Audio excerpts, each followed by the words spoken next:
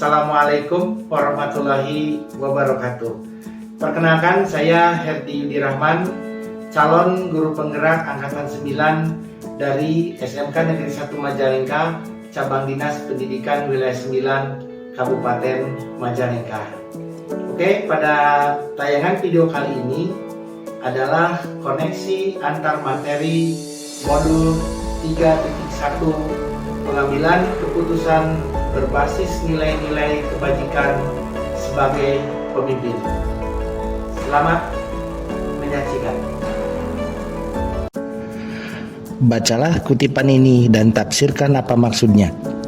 Mengajarkan anak menghitung itu baik, namun mengajarkan mereka apa yang berharga adalah yang terbaik.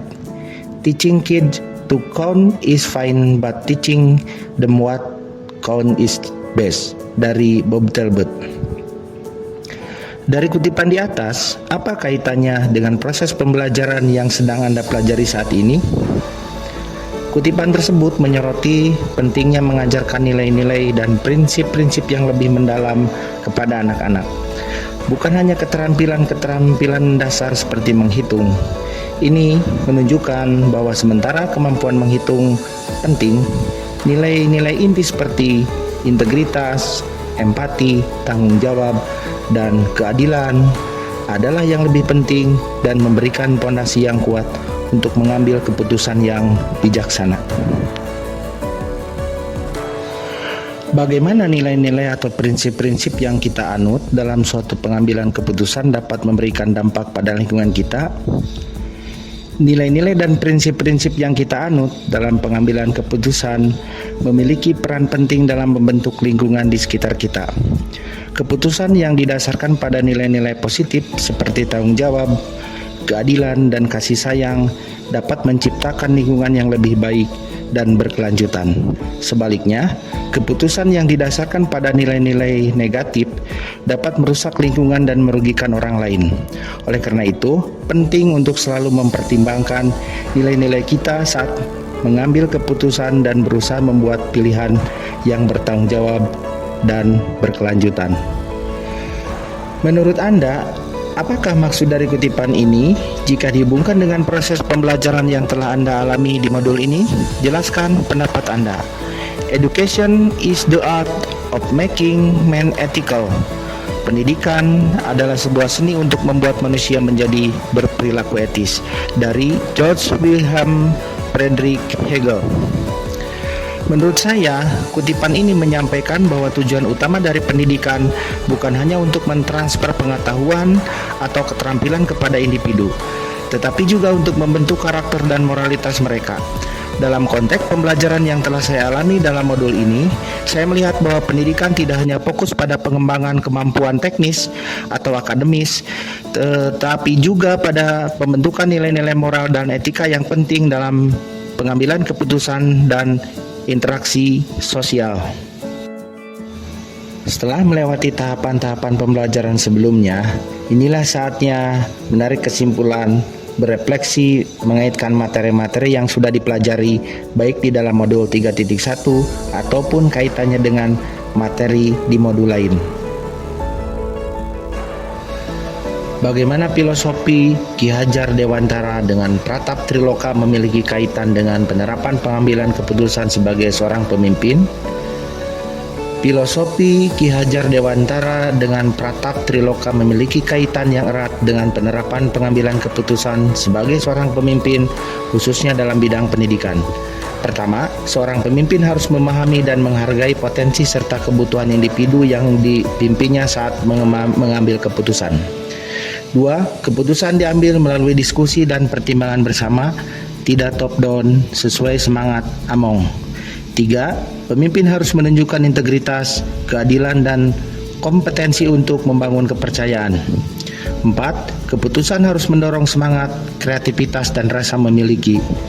5. Pemimpin harus siap membantu, membimbing, dan memberikan sumber daya yang dibutuhkan. Bagaimana nilai-nilai yang tertanam dalam diri kita berpengaruh kepada prinsip-prinsip yang kita ambil dalam pengambilan suatu keputusan? Nilai-nilai yang tertanam dalam diri seorang guru penggerak diantaranya berpihak kepada murid, mandiri, kolaboratif, reflektif, dan inovatif harus menjadi dasar dalam pengambilan keputusan. Nilai-nilai tersebut akan berpengaruh kepada pengambilan keputusan yang akan kita ambil disesuaikan dengan situasi yang terjadi dan berpengaruh terhadap lingkungan. Bagaimana materi pengambilan keputusan berkaitan dengan kegiatan coaching atau bimbingan yang diberikan pendamping atau fasilitator dalam perjalanan proses pembelajaran kita, terutama dalam pengujian pengambilan keputusan yang telah kita ambil? Apakah pengambilan keputusan tersebut telah efektif? Masihkah ada pertanyaan-pertanyaan dalam diri kita atas pengambilan keputusan tersebut? Hal-hal ini tentunya bisa dibantu oleh sesi coaching yang telah dibahas pada sebelumnya. Kegiatan coaching atau bimbingan yang diberikan pendamping fasilitator dapat menjadi bekal dalam melakukan proses pengujian keputusan secara bertahap menggunakan 9 langkah pengambilan dan pengujian keputusan. Coaching dilakukan dengan memenuhi kompetensi inti diantaranya kehadiran penuh atau presence, mendengarkan aktif dan mengajukan pertanyaan berbobot.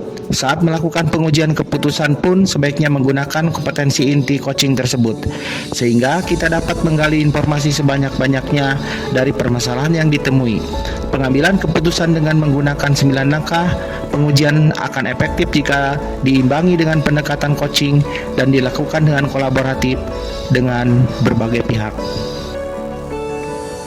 Bagaimana kemampuan guru dalam mengelola dan menyadari aspek sosial emosionalnya akan berpengaruh terhadap pengambilan suatu keputusan, khususnya masalah dilema etika?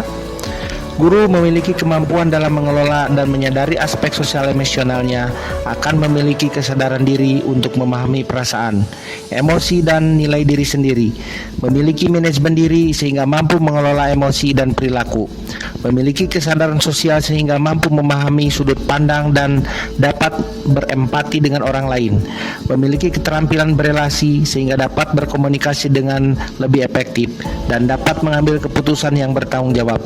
Masalah yang terkait dilema etika akan diselesaikan dengan kepala dingin dan hati yang tenang sehingga pengambilan keputusan dapat berjalan sesuai dengan langkah yang sistematis.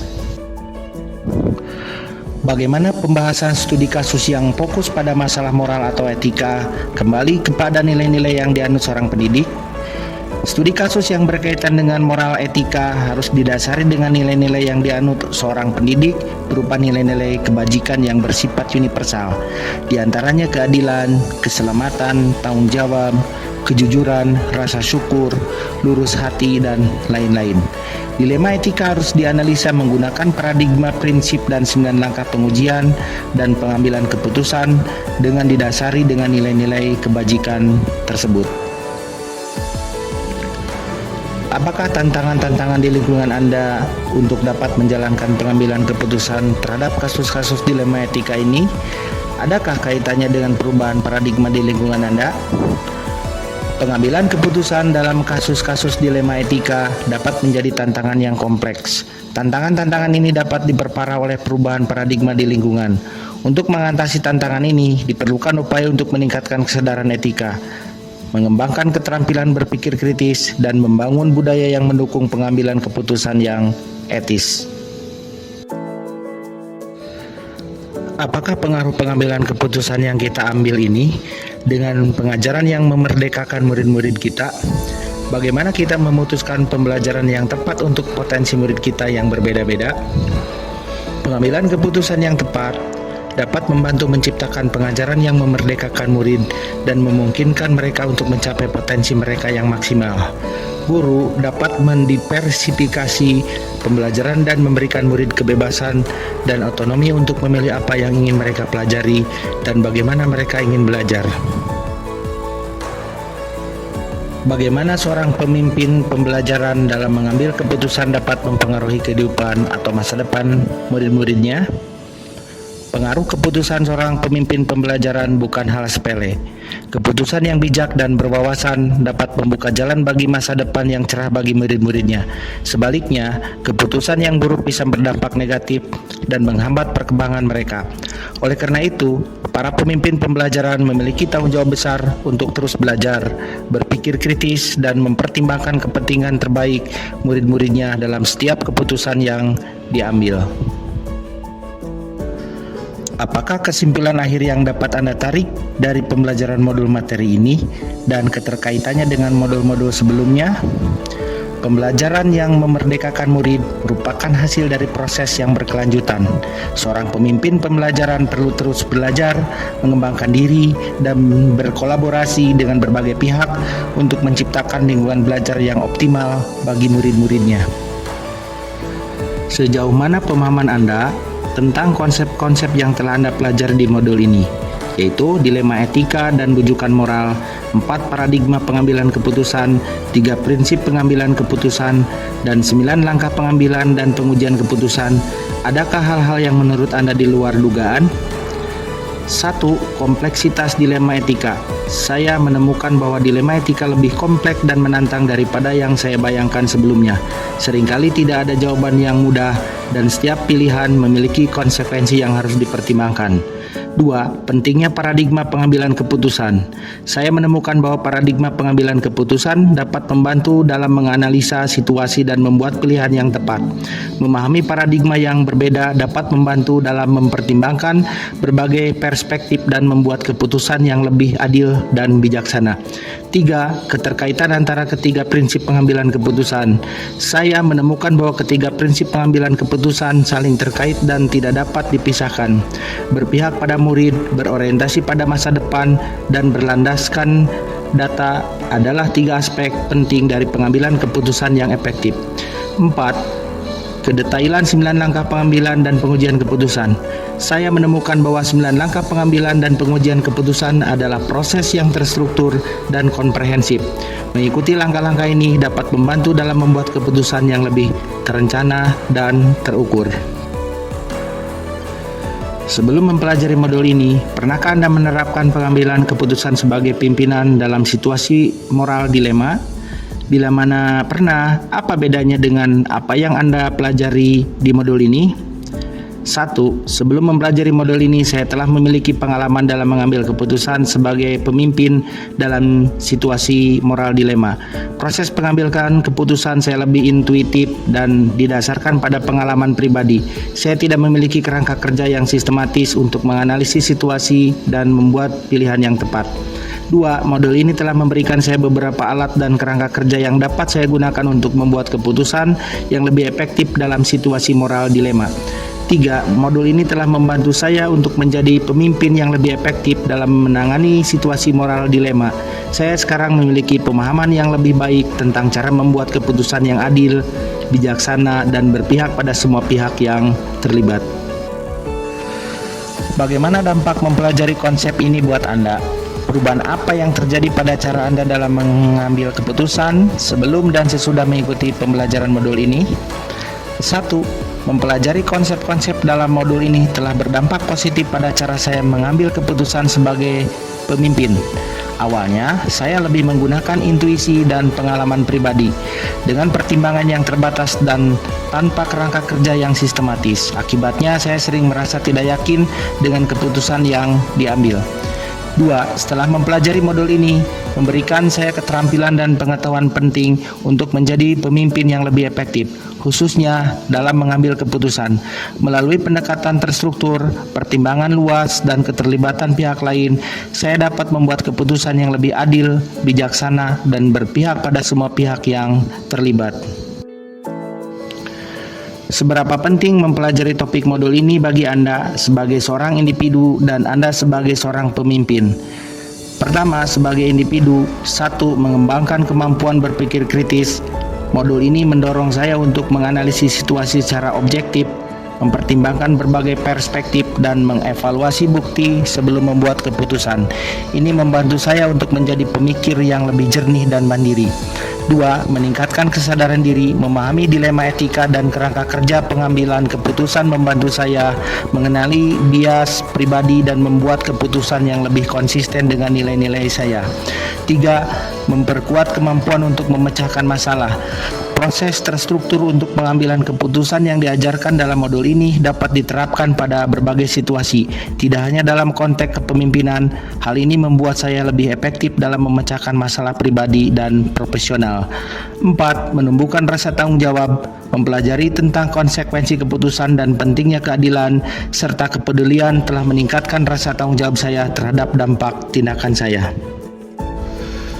Sebagai seorang pemimpin, pertama, membuat keputusan yang lebih adil dan bijaksana. Paradigma pengambilan keputusan dan prinsip-prinsip yang dibahas dalam modul ini memberikan saya kerangka kerja untuk membuat keputusan yang adil, mempertimbangkan semua pihak yang terlibat, dan berorientasi pada masa depan. Kedua, menjalin hubungan yang lebih baik, memahami pentingnya melibatkan orang lain dan membangun konsensus dalam proses pengambilan keputusan membantu saya membangun kepercayaan dan kolaborasi dengan tim saya. 3. Menghargai keragaman.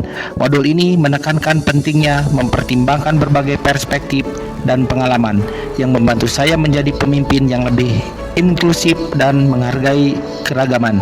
4. Menjadi role model bagi orang lain.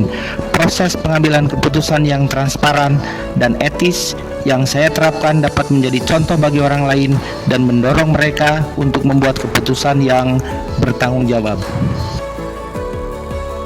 Demikian tayangan video tadi, semoga menjadi inspirasi bagi Bapak Ibu guru semuanya. Salam guru hebat, salam guru penggerak. Jadilah guru penggerak yang selalu tergerak, bergerak, dan menggerakkan. Billahi taufiq wal hidayah. Wassalamualaikum warahmatullahi wabarakatuh. Dadah.